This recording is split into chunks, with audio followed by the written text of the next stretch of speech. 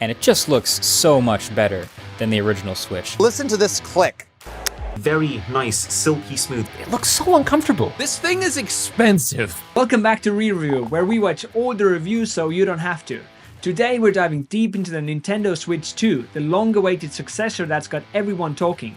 Let's jump right into the first impressions on the hardware itself. Big was actually my very first thought. Compared to the original Switch's 6.2-inch display, the 7.9-incher on this bad boy does actually feel enormous. It's like 60% more total viewing area. It's certainly a lot more manageable than something like a Steam Deck or any of the PC handhelds, which is nice. This also feels sturdier than Switch 1. Let's be very real, the original Switch was a rushed console. The Switch 2 is not that. Nintendo has had 8 years to simply take something that was already pretty good and to refine it. Instantly, when you hold it, you see this is why this is a $450 machine. It is very nice. It feels very premium. And again, holding it side by side with the Switch 1, you're right, the Switch 1 does look a bit more like a toy, and this one feels more of like a premium console. But there are also important quality of life improvements that really set it apart from its predecessor, like a built-in microphone, improved speakers, active cooling in the dock for stronger performance on the big screen. The kickstand, definitely an improvement over the launch model Nintendo Switch 1 kickstand, probably not as great as the one on the Switch OLED. And now, you can actually charge the thing while doing it, thanks to having a top-mounted USB-C port as well as the bottom one. So there you go. Prayers sometimes do get answered. Beyond the main console, the updated Joy-Cons introduced some significant changes, including a potentially controversial new input method. The first thing that jumps out to me is the mechanism for the Joy-Cons. It's loud in here, but listen to this click. It is so good. We got a few more details about the new Joy-Cons, including a closer look at the magnetic lock and release system that looks like a huge improvement in function and reliability over the old rail system. But it's so easy to pop them off just by holding that button and yanking them off. So yeah, I think that the switch from the slide to the snap-on is a really good one. First of all, they are bigger, like everything else, which ergonomically is very welcome. The left and right sticks are larger too. And so I'm pretty relieved that the Joy-Con 2s are quite a bit more manageable because of the size increase, but also these secondary shoulder buttons are a lot easier to get to now, since they're not as recessed as the ones on the Switch 1, and they have about 3 times the surface area. Biggest improvement, and I'm going to talk a lot about Joy-Cons because that's probably my favorite part of the Switch 2, is the mouse mode. So, both Joy-Cons have a mouse sensor on the inside. Now, the way this works is you can just use it by itself, but what you'll probably want to do is attach the little magnetic wrist strap, because that also has a couple of mouse skates on it. I was playing like left Joy-Con here, so left stick just doing normal kind of strafe, forward, back, left, right. And then I was doing the mouse, and it takes some getting used to, because the first time I held it, as I'm like doing like fast left or right, it would kind of tilt and I'd have to right it. Sure. And I realized you almost like had to kind of like pinch it a little bit, and that would keep it steady. Yes, it is a mouse, and yes, it is very responsive. You know, it does everything you want a mouse to do, but it, you know, it's really thin and it is uncomfortable to hold. Yeah, I would have assumed, yeah. But seriously, for games like Civilization 7, which by the way is already confirmed for Switch 2, this is going to be miles better than fiddling around with a joystick to drag your cursor around. And can you imagine how much easier things like Mario Maker 3 are going to be? Oh, on that note though, I do find it really weird that nothing has been said about Joy-Con drift. Joy-Con drift was not a joke. Like, I must have lost 6 to 8 of my controllers over the life cycle of the original Switch to this one issue. Another big surprise for me was the C button, present on both the right Joy-Con and the new Pro Controller. Unfortunately, we ended up with the most disappointing one.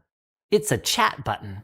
Let's zoom in on that screen and the performance powering it, especially compared to the original and the competition. So it's now a 7.9-inch display up front, up from 6.2.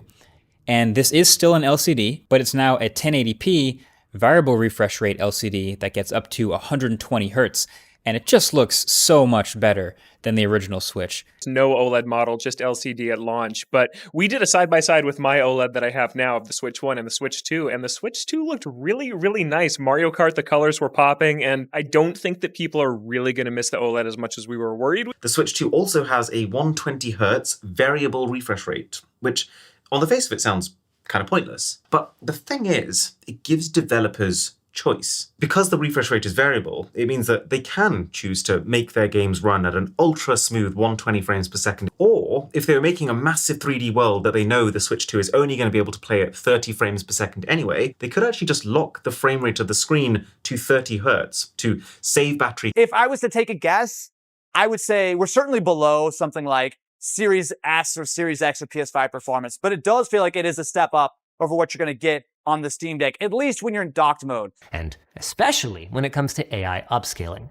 Now, the words DLSS were never mentioned in the video, but looking at what I'm looking at, I stand by what I said. If the Switch 2 doesn't have some form of AI upscaling, I will buy and eat an entire box of this Super Mario cereal. And the new dock supports 4K resolution out to a TV. Love to see that. There's actually also a fan in the Switch 2 dock that turns on while it's docked. So while it's cranking out that extra resolution, it doesn't get too hot.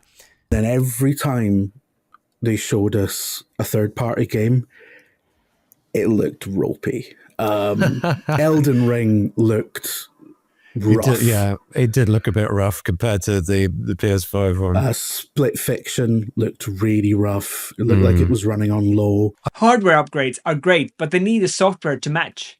Let's look at the launch lineup and new features. I guess we start with Mario Kart. That is the killer app. That is the one that is going to sell systems, whether it's $80, $90, whatever it is.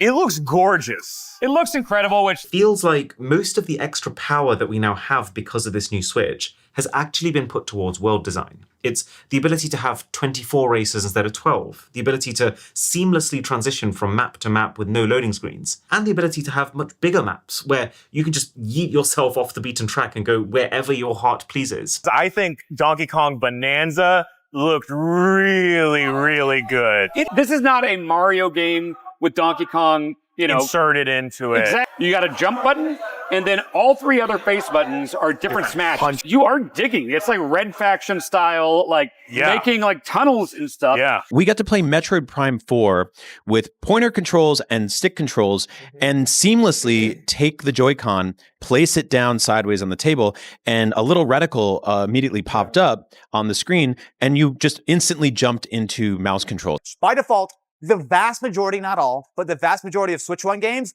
are just put the card in and it works. There are a few that have compatibility issues. And Nintendo Switch 2 edition games, which are basically Switch 1 games for which the developer has used the extra features and power of Switch 2 to just improve the experience. Kirby added a whole extra level, Jamboree added a bunch of extra content, so paying for those enhancers makes sense. I'm even more stoked that Nintendo, of all companies, is loosening restrictions on game sharing. Now, even online, in supported games, up to 3 friends will be able to play multiplayer games with you, even if they don't own a copy. So when you hit that new C button on the Joy-Con, it brings up this new menu called Game Chat. If you have some friends on other Switches gaming at the same time as you, you can all turn your mics on and talk to each other, or even turn screen sharing on to see each other's gameplay live. Impressive features and a solid game lineup, but there's a significant asterisk hanging over this launch: the price and the various ways it seems to add up. The Switch 2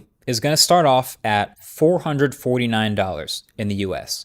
Now, I've seen mixed reactions to that price. To me, actually makes $449 feel like a pretty reasonable price. Nintendo has jumped on the gameflation bandwagon hard with a price of $450. For those keeping score at home, that is 50% more than the OG Switch. Like the games, for example, Donkey Kong is being priced at $70, Mario Kart is being priced at $80, and it's looking like the physical versions of these games might cost even more than that. But why 80? My one working theory is I'm just really hoping this is the case. What if they, with the $80, promise to give us 2, 3, 4 years or reoccurring support or a live service type thing where they're constantly adding new characters, new tracks, and all of that DLC is free. The fact that there's upgrade packs. So a lot of these games like Legend of Zelda Breath of the Wild and Tears of the Kingdom, you can play a Switch 2 version of them via the upgrade pack method. I consider all of this to be bullshit. Okay. It seems like all those games offered something extra. They were Switch 2 enhanced with extra content on top of being better performing. So if they're adding in actual content to the point where it's almost like DLC and it has a visual upgrade, it's called an enhanced and they charge you. If they're just going to boost the frame rates and visuals and leave the game pretty much untouched other than that, it's free, and it's an update that you can get just by putting in the game. So the Nintendo Switch 2 Welcome Tour, which is coming out same day as the system, it's literally a It's literally a demo tool, right? To showcase what the new functionalities of the game are. That is apparently a paid-for experience. Charging for this is fucking insane. The C button is for the chat app, but the chat app costs money. It's free initially until like March next year, but then after that, you have to pay. The Nintendo Switch Online, you have to pay to use the game chat, which means the C button won't work. You'll have a whole button on your controller that won't work unless you pay. It's the money involved, right? All these accessories, the games they're talking like 80 quid for box copies. The camera add-on, which you're going to want for game chat. The Welcome Tour game we're talking about. So with all these improvements and potential costs considered, what's the final verdict? And how does it stack up against alternatives in the growing handheld market? Based on everything that I can see, I think Nintendo is in a strong position. The entire console market runs on momentum, and Nintendo has a lot of it right now. This feels like Nintendo trying to keep up and make strides alongside the handheld PC market like a Steam Deck. They're adding a lot of things that those machines have that Switch 1 just didn't have. It's kind of this new market that the Switch 1 created, and then a lot of copycats came along and made some improvements in some ways, and here's Nintendo's revision to answer some of those questions. As much as I like the Nintendo Switch 2, I can't deny it. The more expensive games, the wackier DRM that's constantly being normalized, a lot of these things take away from the hype that I have for this system. The Switch 2 really is pretty much everything you would expect out of the sequel to the original Switch. It is understandable that Nintendo played it pretty safe here. They took the existing Switch, they made it bigger, they gave it more performance, they improved the Joy-Cons quite a lot, and they've also increased the price. I think I might just stick entirely to the PC. And as far as my console gaming goes, I think the Steam Deck is where I'm going to be at. Because if we're living in a digital future where physical media is getting gimped day by day, then I might as well stick with the platform that is at least the most open. And it certainly is a Nintendo. Many of the games appearing to run with noticeably better fidelity than what we've seen on most PC handhelds. There are a couple of potential reasons for this. One is that Nintendo is likely running their demos docked, which is going to give the Switch 2 more performance.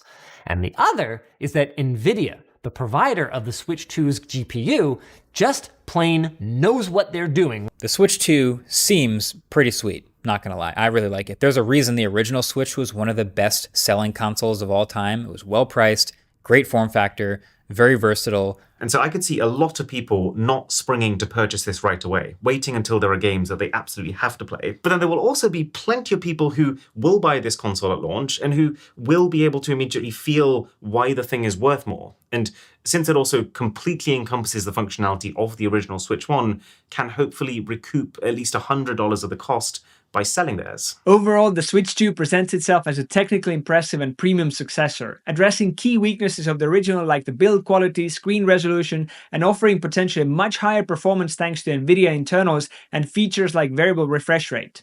The refined Joy-Cons, especially the seamless mouse mode integrations and improved ergonomics, are notable upgrades. However, this comes at a cost, literally. The $450 starting price coupled with 70 to 80 games, paid upgrades for some enhanced editions, a paid welcome tour demo, and potentially locking basic chat features behind the subscription creates a significant financial hurdle and raises questions about the value compared to the aggressively priced original or the more open Steam Deck and PC handheld ecosystem. If Nintendo's exclusive games and the unique hybrid form factor are paramount, the Switch 2 is a compelling, albeit expensive proposition. For budget-conscious gamers or those prioritizing platform openness and broader game libraries, alternatives remain very attractive. That's it for our ultimate roundup review of the Nintendo Switch 2 impressions. Find links for full videos down below and subscribe for more re-reviews where we watch all the reviews so you don't have to.